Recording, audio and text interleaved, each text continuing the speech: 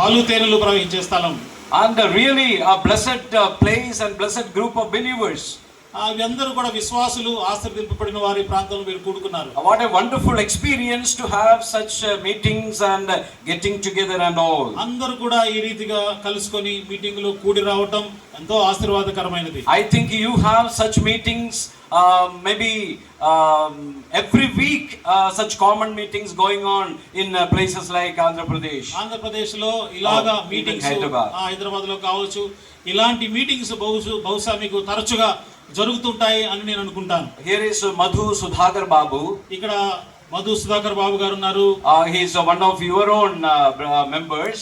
మీ యొక్క సంఘ సభ్యులుగా వారు కూడా ఉన్నారు. And he is serving the Lord there in Madhya Pradesh, district known as Chitwan. అక్కడ మధ్యప్రదేశ్ ప్రాంతంలో చిట్వాన్ అనే ప్రాంతంలో వారు పరిచర్య చేస్తున్నారు. So as I was talking with our dear brother, ఆ సహోదరునితో నేను మాట్లాడుతున్నప్పుడు then I asked him, which is your nearby assembly? మీకు సమీపంగా ఇంకొక దేవుని మందిరం ఎంత దూరంలో ఉంది అని అడిగితే, and then he told me his nearby assembly is Bhopal, which is the capital of Madhya Pradesh. ఆయన అడిగినప్పుడు మధ్యప్రదేశ్ ముఖ్య పట్టణము క్యాపిటల్ భోపాల్ అనేది ఉన్నది.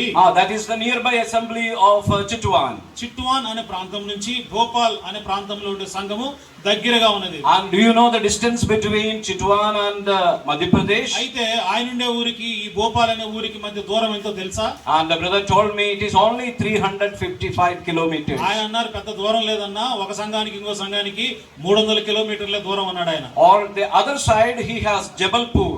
ఆయన అన్నాడు ఇంకో పక్క చూస్తే జబల్పూర్ అనే ఊరు ఉంది. And again it is too far from his place. అది కూడా చాలా దూరమైన ప్రాంతం. Now you tell me from Canaan, which is your nearby churches here. ఇప్పుడు చెప్పండి, మీ సంఘం కానా సంఘం ఉంది, ఇక్కడ నుంచి మీ దగ్గరలో సంఘం ఎంత దూరం చెప్పండి? How far it is? Maybe half a kilometer, 1 kilometer, or hardly 2 kilometers. మీ పక్కన ఉన్న సంఘము ఎంత దూరం ఉండొచ్చు? ఒక అర్ధ కిలోమీటర్ ఉంటుందా, కిలోమీటర్ లేదా 2 కిలోమీటర్లు? So for a believer, for a servant of God serving in North India to meet another believer, he has to travel 300 to 400 kilometers in order to meet a nearby believer. మేము ఉంటున్న ప్రాంతంలో ఉత్తర భారతదేశంలో ఒక విశ్వాసి ఇంకో సంఘ విశ్వాసిని కలుసుకోవాలంటే 200 కిలోమీటర్లు 300 కిలోమీటర్లు ప్రయాణం చేస్తేనే ఇంకొక సంఘ విశ్వాసిని కలుసుకోవడం జరుగుతుంది. But after I came here, I understood. అయితే ఇక్కడికి వచ్చిన తర్వాత నాకు అర్థమైన విషయం ఏమిటంటే, here it is, you don't have it's not only you have Canaan here. ఇక్కడ కేవలం ఈ కానా అనే సంఘం మాత్రమే కాదు. Oh, you have even Carmelu also here. కానాతో పాటు కర్మేలు కూడా ఉంది మనకి ఇక్కడ. Because repeatedly uncles were sharing it is organized by Canaan and Carmelu assemblies. కానాతో పాటు కర్మేలు అనే సంఘం కూడా మీకు జోడుగా ఉన్నది ఇక్కడ. Of course in Canaan it is milk and honey flowing. కానాన్లో అయితే పాలు తేనెలు ప్రవహించే స్థలం అని చెప్తాము. But Carmelu is the place where Elijah the prophet had a great victory over the prophets of Baal. బయలు ప్రవక్తల మీద జయం పొందిన స్థలము కర్మేలు అని చెప్పుకుంటే మనం అర్థమవుతుంది. But that is not the end of the story. అందరితో ముగియలేదు ఇక్కడ. Again I am repeatedly told it is not only Canaan and Carmelu, you have Capernaum also here. కేవలం కానాను కర్మేలు మాత్రమే కాదు, ఇంకొక జోడుగా కపెర్నహూము కూడా తోడుగా ఉంది మీకు. Wow, what a wonderful experience to have all these names and the believers of these places coming together, having this sort of fellowship. ఎంత అద్భుతమైనదిగా ఈ రీతిగా మంచి భావాలు కలిగిన ఈ సంఘాలు సహోదరులు కలిసి కూడి వచ్చి మంచి అనుభవాలు పంచుకోవడం ఎంత ఆశీర్వాదకరంగా ఉన్నది. I appreciate, I thank the organizers of such meetings where you call servants of God from North India and to have a time together with them. స్థానిక సంఘ బాధ్యత వహించి ఎవరైతే ఈ కూడికలు నడిపిస్తున్నారో వారందరూ ఉత్తర భారతదేశం నుంచి పలు ప్రాంతాల నుంచి సేవకులను పిలిపించుకొని ఈ రీతిగా కూడికలు ఏర్పాటు చేశారు. ప్రత్యేకంగా వారికి ధన్యవాదాలు తెలియజేస్తున్నాను. Many of them I don't know, but in between I met brother Somnath from HP, that is Himachal Pradesh. Uttar Pradesh నుంచి చాలా మంది వచ్చారు, వారందరూ తెలియదు కానీ సోమనాథ్ గారు నేను మధ్య కలుసుకున్నాను. వారు హిమాచల్ ప్రదేశ్ నుంచి వచ్చారు. And I am told that there are somewhere around 32 evangelists working from AP and Telangana in North India. ఉత్తర భారతదేశంలో మన ఆంధ్ర నుంచి తెలంగాణ నుంచి దాదాపు 30-32 మంది వెళ్ళి అక్కడ దేవుని పరిచర్య చేస్తూ ఉన్నారు. And I think they are spread all over North India, including Northeast India also. ఆ ఉత్తర భారతదేశాన ఈశాన్య ఉత్తర దేశాన కూడా భారతదేశంలో కూడా వీరందరూ చెదిరిపోయి ఆ రాష్ట్రాల్లో వారు సువార్త పని జరిగిస్తూ ఉన్నారు. And some of those servants of God are sitting here in front of you. ఈ రోజు మన ఎదుట ఆ ప్రాంతం నుంచి వచ్చిన కొంతమంది దేవుని సేవకులు మన ఎదుట వారు కూర్చున్నారు. I salute you, brethren, for the steps you have taken to go out and minister to the Lord in those part of our country. ఎంతో సాహసోపేతంగా వారు ఆ ప్రాంతానికి వెళ్ళి దేవుని సేవ చేయడానికి వారు ముందు అడుగు వేసి అక్కడికి వెళ్ళారు. అందుకోసం వారికి సెల్యూట్ Now చెప్తున్నాను. Uncle Koshi Matthew was preaching today morning, ఈ ఉదయకాలం వేళ కోషి మాథ్యూ అంకుల్ గారు మనకు వాక్యం చెప్తూ and he was saying that church is the most precious thing for God, for the Lord here on this earth. ఈ భూమి మీద ఉన్నప్పుడు దేవుని దృష్టిలో సంఘము అమూల్యమైనది అని వారు చెప్తూ వచ్చారు. And there is no doubt the Lord Jesus gave his life for this church. అవును, యేసుక్రీస్తు ప్రభువారు ఈ సంఘము కొరకు తనను తాను అర్పించుకున్నారు, దాంట్లో అనుమానమే లేదు. And the Lord purchased each and every one of us by paying the price and giving his blood. మన ప్రియ ప్రభు తన అమూల్యమైన రక్తమును కార్చి ఆయన నిన్ను నన్ను ఆయన కొన్నారు, సందేహమే లేదు. And praise God, you and I are the members of this heavenly church, the church of God. దేవునికి స్తోత్రం. ఆ కారణం చేత నీవు నేను ఆ పరలోకపు సంఘములో పాలిభాగస్తులుగా మనం ఉన్నాము. But then what is the most important function of the church here on this earth? అయితే ఈ భూమి మీద ఉన్న ఈ సంఘం యొక్క ముఖ్యమైన బాధ్యత అనేది ఏమిటి? Why, after all, you and I are here on this earth? ఈ భూమి మీద ఏ కారణాన్ని బట్టి నీవు నేను మనం బ్రతికి ఉన్నాము? As Canaan, as Capernaum, as Carmel, why the Lord has placed us in different parts of our country? కానా, కర్మేలు, కపెర్నహూం లాగా మనం అక్కడక్కడ చెదిరి ఆయా ప్రాంతాల్లో దేశంలో ఏ రీతిగా ఏ కారణాన్ని బట్టి మనం పని జరిగిస్తున్నాము? Can anyone say what is the main purpose of our existence here on this earth? ఈ భూమి మీద మన మనుగడకు ముఖ్య ఉద్దేశము కారణము ఏమిటి? ఎవరైనా చెప్పగలుగుతారా? మనం ఎందుకు బ్రతుకున్నాం భూమి మీద? ఎవరైనా చెప్తారా? Maybe you don't want or you may want me to tell the answer. లేకపోతే నేనే చెప్పాలనుకుంటున్నారా? See, the Lord says in Matthew chapter 5 మత్తయి సువార్త 5వ అధ్యాయంలో యేసుక్రీస్తు ప్రభువారు అంటున్నారు, that you are the light of the world. మీరు ఈ లోకమునకు వెలుగై ఉన్నారు. And along with that, the Lord said that you are the salt of the earth. మీరు ఈ లోకానికి ఉప్పై ఉన్నారు అని కూడా చెప్పారు. We are kept here in this world with our life to witness to the Lord Jesus Christ. యేసుక్రీస్తు ప్రభువారి జీవితమును గురించి సాక్ష్యం ఇచ్చే వారంగా ఈ లోకం మనం సాక్షులుగా ఉండాలి. The most important purpose of the church here on this earth is to be the witness of the Lord Jesus Christ. ఈ లోకంలో సంఘం యొక్క ముఖ్య బాధ్యత ఏమిటంటే యేసుక్రీస్తు ప్రభువుని గురించి సాక్ష్యం ఇచ్చేదిగా ఉండాలి. Well, we need to worship the Lord, there is no doubt. తప్పనిసరిగా మనం అందరం కూడా ఆరాధించవలసిందే, అనుమానమే లేదు. Or we need to come together in fellowship like such meetings like these. ఇలాంటి కూడికలకు అందరం కూడా రావాల్సిందే, అనుమానం లేదు. These are all part of our life. అయితే ఇవన్నీ కూడా మన యొక్క జీవితంలో ఒక భాగంగా ఉన్నాయి. The most important thing for you and I to be here on this earth is to be the witness of the Lord Jesus Christ. అయితే నీవు నేను ఈ లోకంలో మనం మనుగడ సాగిస్తున్నాము అంటే ముఖ్య ఉద్దేశం ఏమై ఉండాలి అని అనగా మనము క్రీస్తుకు సాక్ష్యం ఇచ్చేవారంగా ఉండాలి. Once I heard about a foreigner who came to somewhere in Guwahati in Assam. Assam Guwahati అనే ప్రాంతంలోనికి బయట దేశం నుంచి ఒక ఆయన వచ్చారు. And one of our believer went to meet him, to receive him. మన సంఘ విశ్వాసి వెళ్ళి ఆయన కలుసుకోవడానికి వెళ్ళాడు. And he somehow went and found out that man, foreign man. ఏదో రీతిగా వెళ్ళి బయట దేశం నుంచి వచ్చిన ఆయన తెల్ల ఆయన కలుసుకున్నాడు. And then they conversed with each other, they talked with each other. వాళ్ళు ఇరువురు కూడా మాట్లాడుకుంటూ ఉన్నారు. And the first thing that the foreigner introduced himself something like this. ఆ విదేశీయుడు ఈ రీతిగా తనను చెప్పుకుంటూ తనను గురించి తాను చెప్పుకుంటున్నాడు. Shaking hand with the believer, he said. ఆయన విశ్వాసితో షేక్ హ్యాండ్ ఇస్తూ అంటున్నాడు, First of all, I am a Christian. ఆయన అన్నాడు మొట్టమొదటిగా, నేను మొట్టమొదటి క్రైస్తవుని అని అంటున్నాడు విదేశీయుడు. Yes, first of all, I am a Christian. That is to be mine and your witness. మొట్టమొదట నేను క్రైస్తవుని అనేది నీవు నేను చెప్పే సాక్ష్యంగా ఉండాలి. Acts chapter 11 verse 26 onwards we read how you and I got this wonderful name that we are Christians. అపోస్తలుల కార్యములు 11:26 నుంచి చదివినట్లయితే నీకు నాకు ఏ రీతిగా క్రైస్తవులను పేరు వచ్చిందో మనం చదవచ్చు. Oh, it was Apostle Paul's teaching there in Antioch of Syria that turned out to be an influence where they were known as the followers of Jesus of Nazareth, the Christians. అంత్యోక్యలో మొట్టమొదట వారు క్రైస్తవులు అని వారు పిలువబడుచున్నారని అక్కడ మనం చదువుతుంటున్నాం. And so you and I today we are so proud of saying that we are Christians. ఈ రోజు నీవు నేను కూడా క్రైస్తవులము అని చెప్పుకోవడానికి ఎంతో గర్విస్తూ ఉన్నాము. And I was listening to the song our dear brother was singing. Brother, thank you for that wonderful Telugu song. చక్కగా ఈ యొక్క సందేశానికి ముందు పాట పాడిన సహోదరులకు నేను చాలా వందనాలు చెప్తున్నాను. Let me tell you, I don't know Telugu at all. నాకైతే తెలుగు ఏమైతే అర్థం కాదు. The only Telugu I know is అందరికీ వందనాలు. నాకు తెలిసిన ఒకే ఒక మాట అందరికీ వందనాలు. And but when the brother was singing that song, అయితే సహోదరులు ఆ పాటను వారు పాడుతున్నప్పుడు I heard certain words that I could relate. నేను ఆ పేర్లు కొంతమంది పేర్లు ఆ పాటలో వారు ప్రస్తావించారు. నేను దాన్ని అర్థం చేసుకోగలిగాను. I think the wordings is something like I tried to write it down. ఆ పదాలను కూడా నేను నా భాషలో రాసుకోవడానికి ప్రయత్నం చేశాను. Something like this was the brother was singing భారతదేశము రక్షణ భారం.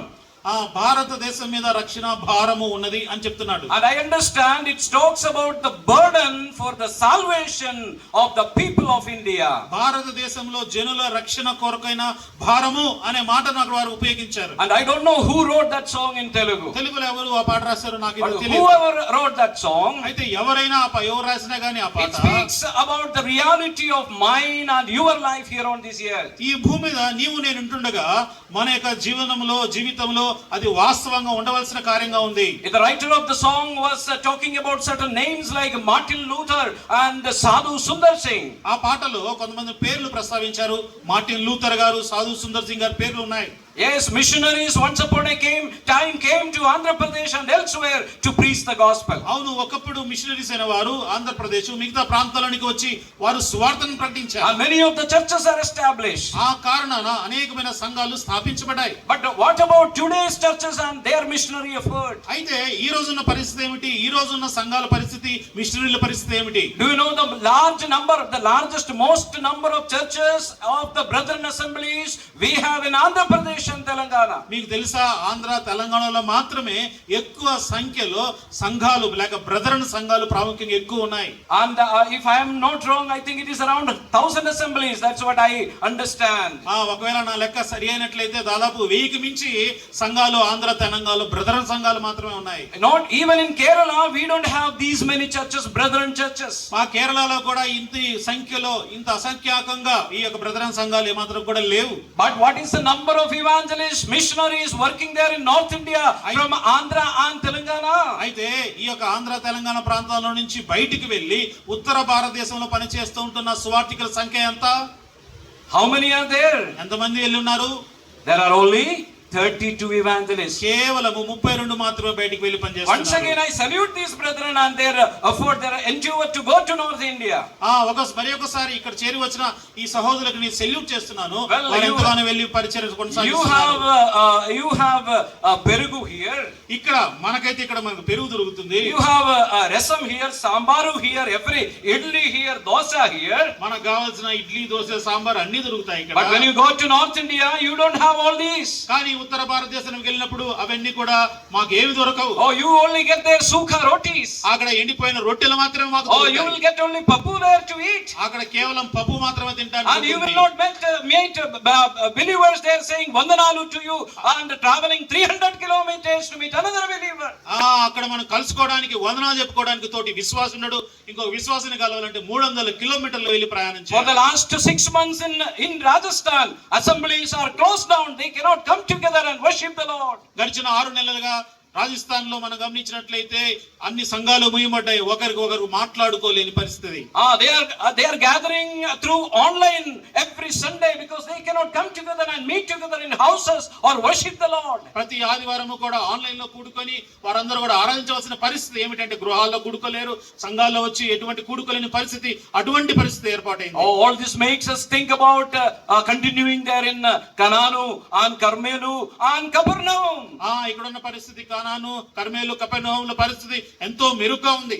Very comfortable to live here and minister to the Lord. ఎంతో సౌకర్యంగా మనం ఇక్కడ కూర్చొని దేవుని పరిచర్యలో పాలు పొందుతూ ఉంటాం. But the question in the song was that every chayulu who will go, who will take the gospel to the people of North India and bring them to the knowledge of salvation. అయితే ఇక్కడ చెప్పబడుతున్న ప్రశ్న ఏమిటంటే ఎవరు బయటికి వెళ్ళి, ఎవరు ఉత్తర భారతదేశానికి వెళ్ళి, ఎవరు రక్షణను ఇతరులకు తెలియజేస్తారు అనేది ప్రశ్నగా ఉంది. In 1963, 1963వ సంవత్సరంలో one young man from Tamil Nadu went to Rajasthan after studies in HBI, Hindustan Bible Institute. Hindustan Bible institute లో తన యొక్క చదువును ముగించుకున్న తర్వాత తమిళనాడు ప్రాంతం నుంచి ఒక యవనస్తుడు ఉత్తర భారతదేశం రాజస్థాన్ కి వెళ్ళాడు. And in Rajasthan he came to a place known as Alwar, which is near to Delhi, which is only 2.5 hours from Delhi. Delhi నుంచి 2.5 గంట ప్రయాణంలో ఉండే రాజస్థాన్ లో ఉండే అల్వార్ అనే ప్రాంతానికి ఈ యొక్క వ్యక్తి వెళ్ళడం జరిగింది. And this brother was there for 3 years serving the Lord. ఈ యొక్క యవనస్తుడు అక్కడ 3 సంవత్సరాలు దేవుని పనిని గ్రహించాడు. 1963 to 1966 he was there in Alwar preaching the gospel. 1963వ సంవత్సరం నుంచి 1966వ సంవత్సరం వరకు 3 సంవత్సరాలు అక్కడ పరిచర్య చేశాడు. But on a fine day it was known to the believers that this brother is disappeared from his home. అయితే జరిగిన సంఘటన ఏమిటంటే ఒకానొక దినాన ఆ సహోదరుడు ఆ యొక్క ఇంటిలో నుండి కనబడకుండా అదృశ్యమైపోయాడు అనే వార్త వచ్చింది. And when our brothers went to search for this dear brother Dorairaj, మా సహోదరులు వెళ్ళి ఎవరైతే ఆ యవనస్తుడి పేరు దొరైరాజు గారు, ఆయన వెతకడానికి వెళ్ళినప్పుడు they saw a mat spread on the floor. నీటిలో నేల మీద చాప మాత్రమే పరచబడి ఉంది. And they saw an open Bible there on the mat. ఆ చాప పైన ఒక బైబిల్ తెరవబడి అలానే ఉన్నది. And they saw a notebook and a pen beside that. ఆ బైబిల్ పక్కన ఒక నోట్ బుక్, పెన్ను మాత్రమే ఉన్నది. And the brother and no whereabouts about this dear brother. ఇప్పటికీ కూడా ఆ సహోదరుడు అదృశ్యమై ఎక్కడికి వెళ్ళాడో, ఎలా వెళ్ళాడో ఎవరికి ఏమీ కూడా And తెలియదు. to tell the fact, even as today we don't know what actually happened to the servant of God UM Dorairaj. ఈ రోజుకు కూడా మాకు తెలియని పరిస్థితి ఏమిటంటే ఆ రోజు ఏం జరిగిందో ఇప్పటికీ మాకు ఆ దొరైరాజు గురించి తెలియదు. But we believe that the anti-Christian elements finished him off because of this gospel ministry. అయితే మేము గట్టిగా నమ్మే విషయం ఏమిటంటే ఈ సువార్తను వారు ఎక్కువగా చేస్తున్నారు కాబట్టి క్రైస్తవ వ్యతిరేక శక్తులైన వారు ఆయన్ని మటుమాయం చేశారని మేము నమ్ముచున్నాం. So from 1966 there was no evangelist there in Alwar, Rajasthan. కాబట్టి 1966వ సంవత్సరం నుంచి ఇంకా అల్వార్ రాజస్థాన్ ప్రాంతంలో ఎటువంటి సేవ పరిచర్య సేవకులు లేరు. There was another young man coming from Kerala by the name T.J. Joseph. తర్వాత టిఏ జోసెఫ్ గారు అని కేరళ ప్రాంతం నుంచి వారు వచ్చారు. He was serving the Lord there in Udaipur, Rajasthan. అక్కడ రాజస్థాన్ లోనే ఉదయపూర్ అనే ప్రాంతంలో వారు పరిచయం And when he heard about the disappearance of brother Dorairaj, ఎప్పుడైతే ఈ దొరైరాజు గారు కనబడకుండా పోయారు అన్న వార్త the విన్నప్పుడు spirit of the Lord worked in the heart of this young man. ఈ యొక్క యవనస్తుని హృదయంలో దేవుని ఆత్మ బలంగా పనిచేశాడు. It was Joshua chapter 1 verse 2 that through which the Lord talked to this man. యెహోషువ గ్రంథం 1వ అధ్యాయం 2వ వచనంలో ఆ యవనస్తునితో దేవుడు మాట్లాడాడు. Where we read that my servant Moses is dead. నా సేవకుడైన మోషే మృతి నొందినప్పుడు Therefore you go and continue the ministry there in Canaan. మృతి నొందిన తర్వాత ఆ మాట చదివిన తర్వాత ఇప్పుడు నీవు వెళ్ళి ఆ ప్రాంతంలో పని జరిగించు అని ఆ This young సేవకుడు man చెప్పాడు. T.J. Joseph took up the challenge to go to such a place as Alwar to continue the ministry in the ministry of evangelization. ఇప్పుడు ఏదైతే పరిచర్య ఇవ్వబడిందో ఈ యవనస్తుడు వెళ్ళి అక్కడ ఇవ్వబడిన పరిచర్యను తాను చేపట్టాడు. And from 1966 onwards, this brother is continuing the ministry there in Rajasthan, Alwar. ఇప్పుడు రాజస్థాన్ అల్వార్ లో ఆనాడు మొదలుకొని ఈనాడు వరకు పరిచర్య అనేది రాజస్థాన్ అల్వార్ లో పరిచర్య కొనసాగుతుంది. He is now 85 years old. ఇప్పుడు ఆయన వయసు 85 సంవత్సరాలైంది. He is not right now with us here.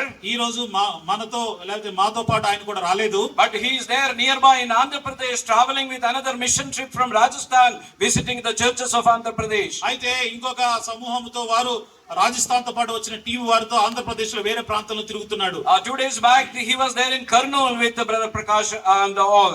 2 దినాల క్రితము కర్నూలులో ప్రకాష్ రాజ్ గారి వారి ప్రాంతంలో వారు అక్కడ తిరిగారు. And we are all coming from that place, Alwar, where a servant of God gave his life for the Lord Jesus Christ. ఈ మధ్యకు వచ్చిన మేమందరము కూడా ఆ ప్రాంతం నుంచి వచ్చాం. ఏ ప్రాంతంలో అయితే ఆ సేవకుడు కనబడకుండా తన జీవితాన్ని అర్పించాడో అక్కడి నుంచి మేమందరం కూడా బయలు వెళ్ళొచ్చాం. I believe it was Justin Martyr who said that the blood of the martyr is the seed of the church. Justin Martin గారు ఒక మాట ఏమన్నారంటే, ఈ హతసాక్షుల రక్తము సంఘ స్థాపనకు ఒక విత్తనము అని అన్నాడు. Yes, a servant of God shed his blood on the land of Alwar some years ago. కొన్ని సంవత్సరాల క్రితము ఒక సేవకుడు హతసాక్షిగా అల్వర్ ప్రాంతంలో హతుడయ్యాడు. But now today this Alwar is the very same place God is using as a training ground of hundreds of young people to train in the word of God and take up the gospel all over India and even in Nepal. ఏ ప్రాంతంలో అయితే హతసాక్షిగా హతుడయ్యాడో ఆ ప్రాంతంలోనే కొన్ని వేల మంది వెళ్ళి తర్ఫీదు అయ్యి అక్కడి నుంచి బయటికి వెళ్ళి సువార్త పని చేసేవారుగా దేవుడు ఆ ప్రాంతాన్ని వాడుకుంటున్నాడు. In 1987 North India Bible Institute named a Bible college was established. 1987వ సంవత్సరంలో నార్త్ ఇండియన్ బైబిల్ కాలేజ్ అనే ఒక బైబిల్ కళాశాల ఏర్పాటు చేయబడింది. And till today, that is 38 years, it has completed in training young people in God's word.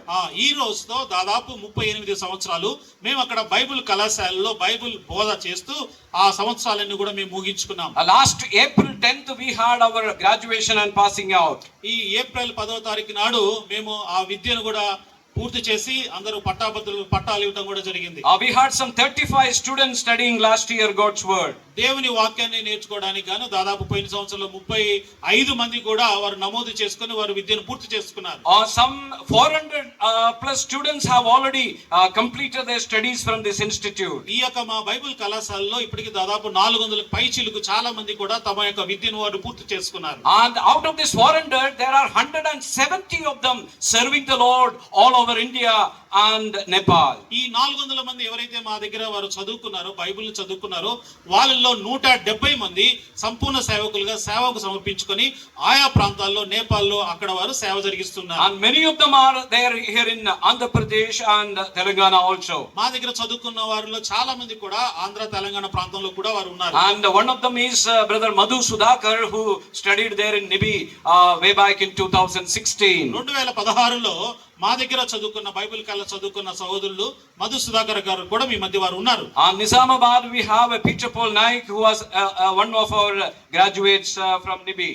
Nizamabad లో కూడా నాయక్ అనే సహోదరుడు కూడా మా దగ్గరే వారు బైబిల్ కళాశాల తర్ఫీదు పొంది వారు నిజామాబాద్ లో ఉన్నారు. So what we want is you need to think beyond Canaan, Carmelu and Capernaum. కాబట్టి మీ స్థానిక సంఘాలు కనాన్, కర్మేలు, కపెర్నహూముకి మించి ఇంకా అదనంగా మీరు ఆలోచన చేయవలసిన వారుగా కూడా Think about the believers of North India who haven't heard the name of Jesus Christ not even once in their life. ఉత్తర భారతదేశంలో యేసు ప్రభువు నామమును కనీసం ఒక్కసారి కూడా వినని ఆ ప్రజలను గురించి ఒకసారి మీరు ఆలోచన చేయాలి. Even if you go and preach half an hour and afterwards you go and ask them what have you preached, then they will tell, oh, you were talking about something about Usha machine.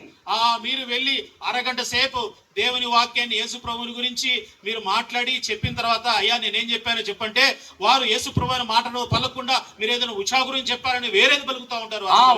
They understand Isa Masih is Usha machine. That is a sort of understanding they have about Christ and what he can do for them. యేసు ప్రభువుని ఈసా మసీహ్ అని వారు చెప్తున్నప్పుడు ఈసా మసీహ్ అంటే పేరు కూడా పలకలేక ఉషా మెసీహ్ అని వారు వేరే పలుకుతూ ఆ రీతిగా ప్రభువుని పూర్తిగా ఎరుగని పరిస్థితిలో జనులు ఉత్తర భారతదేశంలో ఉన్నారు. You read about a group of people there in the book of Jonah about whom the Lord says who doesn't know what is about their right and left hand. యోనా గ్రంథంలో మనం చదివినప్పుడు దేవుడైన యెహోవా యోనాతో అన్నారు ఆ ప్రజలు కుడి ఎడమలు తిరిగిన ప్రజలు అని వారి గురించి సాక్ష్యం ఇస్తున్నారు. Oh, they don't differentiate between what is right and what is wrong. ఆ ప్రజలైన వారి కుడి ఏందో తెలియదు వారికి ఎడమ ఏదో తెలియదు అని దేవుడు అంటున్నాడు. Oh, these are people who are going to eternal punishment hellfire without the knowledge of salvation. రక్షణ జ్ఞానము లేకపోయిన ఎడల వారందరూ కూడా ఆ నరకాగ్ని గుండంలోనికి వారు వెళ్ళవలసిన వారుగా ఉన్నారు. And who will take the gospel to the people of North India. అటువంటి ఉత్తర భారతదేశం ప్రజల చెంతకి ఎవరు దేవుని వాక్యాన్ని చేపట్టుకొని వెళ్తారు? This is the reason why we have taken the mission trip to come to AP and Telangana. ఆ కారణం చేత మేమందరము కూడా ఆ రాజస్థాన్ ప్రాంతం నుంచి ఈ ఏపీ తెలంగాణకు మేము మిషన్ ట్రిప్ లోకి మేమందరం కూడా వచ్చి ఈ విషయాలు చెప్తూ ఉన్నాము. Brothers and sisters, encourage young people to come to North India and even to Nibi to study God's word. ప్రియ సోదరి సోదరులారా, యవనస్తులైన వారు దేవుని వాక్యాన్ని నేర్చుకోవడానికి, తర్ఫీదు పొందడానికి వారిని ప్రోత్సహించండి. మా కళాశాలలో కూడా వారు దేవుని వాక్యాన్ని నేర్చుకోవడానికి వారిని And ప్రోత్సహించండి. you know what is the practices these days in South India? దక్షిణ భారతదేశంలో ఈ రోజుల్లో చేసే పనులు ఏంటో తెలుసా? I'm talking about my state, Kerala also. అంటే మహారాష్ట్రం, కేరళను కూడా కలుపుకొని చెప్తున్నాను. After the age of once they complete 12th standard, most of our children, మన పిల్లలైన వారు ఇంటర్మీడియట్ 12వ తరగతి ముగించిన తర్వాత where are they going? Where are the parents sending them? తల్లిదండ్రుల వారు మన పిల్లల్ని మనం ఎక్కడికి పంపిస్తున్నాము? We are thinking about Western countries. We are thinking about European countries. We are thinking about Germany. We are thinking about those places where we can make sure the safety and future of our children. మన పిల్లల భద్రత కోసం మనం America కావచ్చు, ఐరోపా కావచ్చు, Germany కావచ్చు, పిల్లల భద్రత కోసం ఆలోచన చేసి దూర దేశాలు మన పిల్లలు మనం పంపిస్తాం. I think that is true of these areas also. Most of our children are now in Western countries. మహారాష్ట్రంలో లాగానే ఇక్కడ కూడా చాలా మంది పిల్లలు ఆ దూర ప్రాంతాలకు వెళ్ళి చదువుకోవాలని వారు ఆశిస్తారు. Well, there is nothing wrong in that. ఆ విషయంలో అనుకోవటంలో తప్పేమీ కూడా But then లేదు. who will take the gospel to the people of our country? అయితే మన దేశంలో ఉన్న అందరి ప్రజలకు, దేవుని వాక్యం ఎరిగిన ప్రజలకు ఎవరు వాక్యాన్ని తీసుకుని And వెళ్తారు? if any of you have brothers and sisters who are interested to study God's word, we welcome you to Rajasthan, Alwar. ప్రియులారా, మీలో ఎవరికైనా దేవుని వాక్యాన్ని చదవాలి, నేర్చుకోవాలి, అభ్యసించాలని ఆశ కలిగినట్లయితే మా కళాశాల రాజస్థాన్ లో ఉన్నది. ఆ కళాశాలకు మిమ్మల్ని అందరినీ ఆహ్వానిస్తున్నాం. We have 3 types of courses running there right now. మా కళాశాలలో ఈ బైబిల్ కాలేజీలో 3 రకాల కోర్సులు ఉన్నాయి. We have a 3 years course for that is Bachelor of Theology for those who have passed in 12th class. ఎవరైతే ఇంటర్మీడియట్ అయిపోయిందో వారి కొరకు 3 సంవత్సరాల బ్యాచిలర్ ఆఫ్ థియాలజీ అనే కోర్సు ఉన్నది. And we have a 2 years diploma in theology for those who have passed in 10th class. 10వ తరగతి pass అయిన వాళ్ళకు డిప్లొమా ఇన్ థియాలజీ అనే కోర్సు వారి కోసం ఉన్నది. And there is a 1 year course which is in Hindi language that is for those who have passed at least 8th class. 8వ తరగతి చదివిన వారికి హిందీలో డిప్లొమా ఒక కోర్సు వారికి కూడా సిద్ధంగా ఉంది. And all of you, we welcome all those who want to know about North India, learn Hindi language, learn English language. You please come to Alwar. We are there to help you to train in God's word and to be exposed to North India. మేముంటున్న ప్రాంతంలో అనగా మేము ఏ కళాశాలలో అయితే ఉంటున్నామో అక్కడ మీరు English లోను హిందీలోను తర్ఫీదు పొందవచ్చు.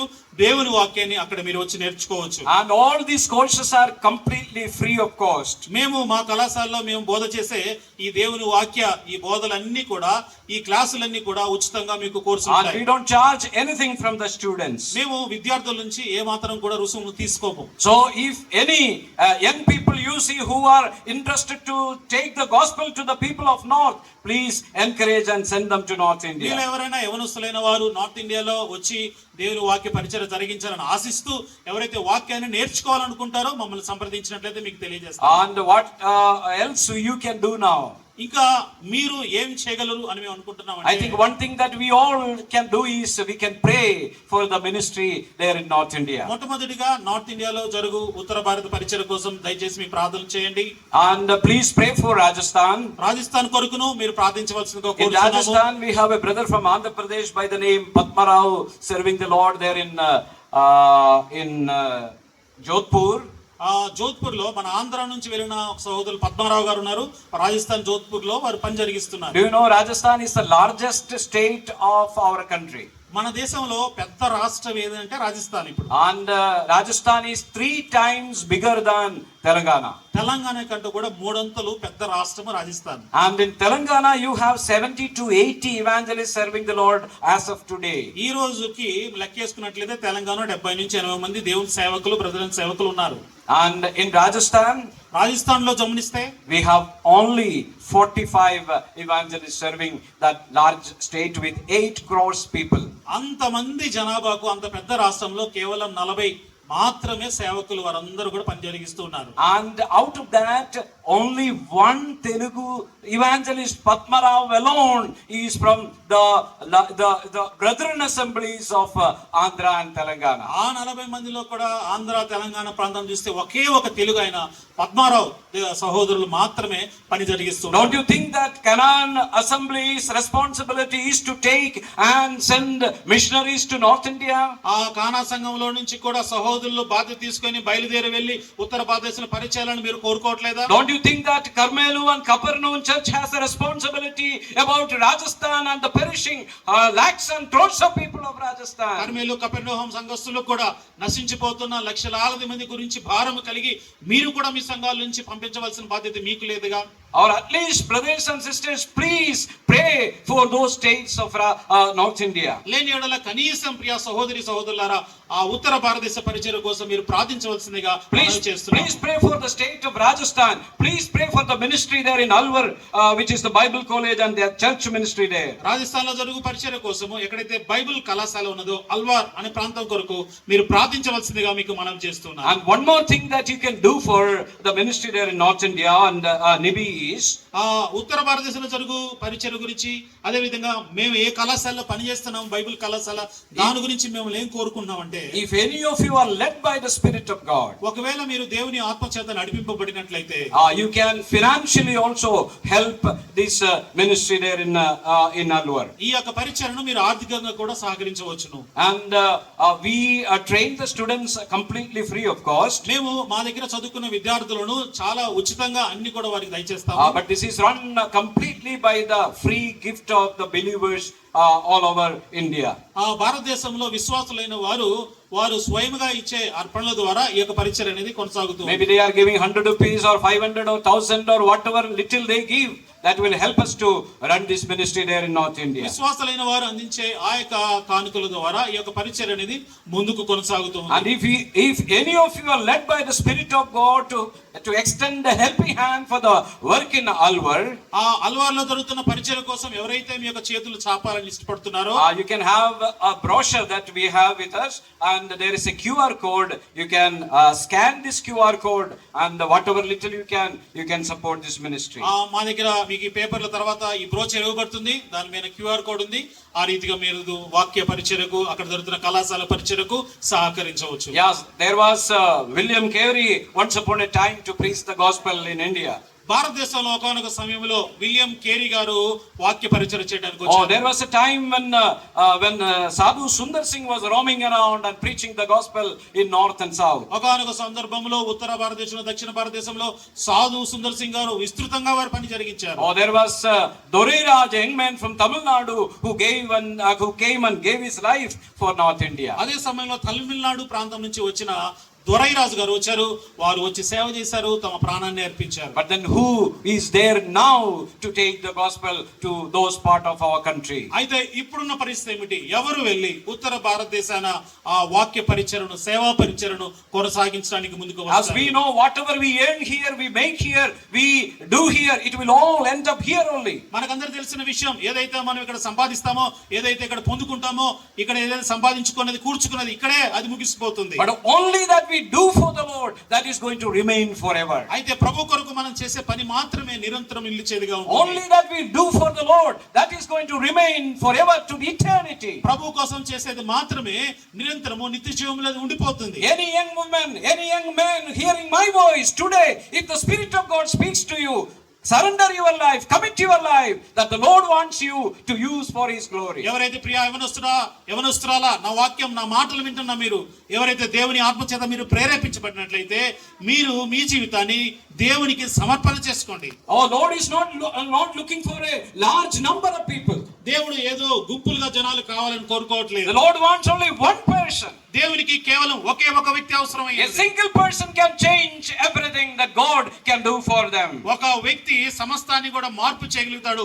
అటువంటి వ్యక్తి కోసం దేవుడు Once in చూస్తున్నాడు. London there was a meeting going on, London లో ఒక సమయంలో ఒక సభ జరుగుతుంది. and the preacher was preaching something like this. ఒక ఆ వాక్యం చెప్పే ఆ ప్రసంగికుడు ఈ రీతిగా వాక్యం చెప్తున్నాడు. The world is yet to see what the Lord can do with a completely surrendered person. సంపూర్ణంగా దేవునికి లోబడిన వ్యక్తి ద్వారా దేవుడు ఏదైతే పని జరిగిస్తాడో ఆ యొక్క పనిని ఇంకా లోకము చూడవలసి ఉన్నది అని అన్నాడు. The world is yet to see what the Lord can do with a completely surrendered person. సంపూర్ణంగా దేవునికి లోబడిన వ్యక్తి ద్వారా దేవుడు ఏ పని జరిగిస్తాడో ఆ పనిని ఇంకా లోకం చూడలేదు, చూడాలని లోకం వేచి ఉన్నది. Or young boy was listening and listening that message. ఆ వాక్యం చెప్తున్న ఆ ప్రసంగికుని వాక్య సందేశాన్ని ఒక యవనస్తుడు విన్నాడు. And he thought in his mind, ఆయన అనుకున్నాడు యవనస్తుడు oh, మనసులో, I would be that surrendered person. ఆ సంపూర్ణంగా దేవునికి లోబడే వ్యక్తి నేనే ఎందుకు కాకూడదు Oh, అనుకున్నాడు. I would be that surrendered person through whom God is going to work great things. నేనే దేవునికి సంపూర్ణంగా లోబడతాను, దేవుడు నా ద్వారా ఆ గొప్ప కార్యాలు జరిగిస్తాడు అని ఆ వ్యక్తి నిర్ణయం Oh, చేసుకున్నాడు. later on, this great man led hundreds and thousands of people to the Lord. ఆ తర్వాత ఈ యొక్క గొప్ప వ్యక్తి వందలు వేల కొలది జనులను దేవుని చింతకు నడిపించిన సాధనంగా Oh, ఉన్నాడు. this young boy is none other than D.L. Moody. ఈ యొక్క యవనస్తుడు ఎవరో కాదు,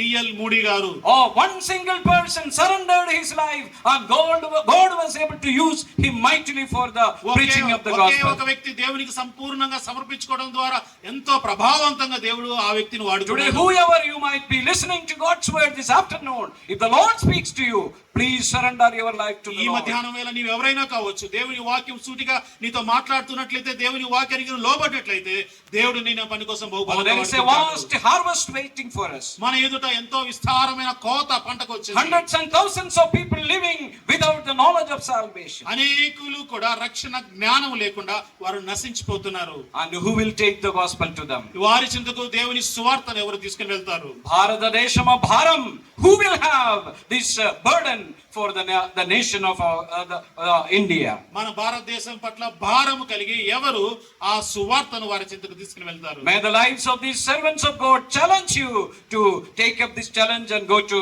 northern part of our country. మన ఎదుట ఉండిన ఈ సేవకులను చూసి మనము కూడా సవాలుతో ఉత్తర భారతదేశంలోకి వెళ్ళి దేవుని పనిని జరిగించే వారంగా ఉండాలి. Thank you very much for giving for us this opportunity. ఈ యొక్క సమయాన్ని, ఈ అవకాశాన్ని ఇచ్చిన వారికి ప్రత్యేకంగా వందనాలు చెల్లిస్తున్నాను.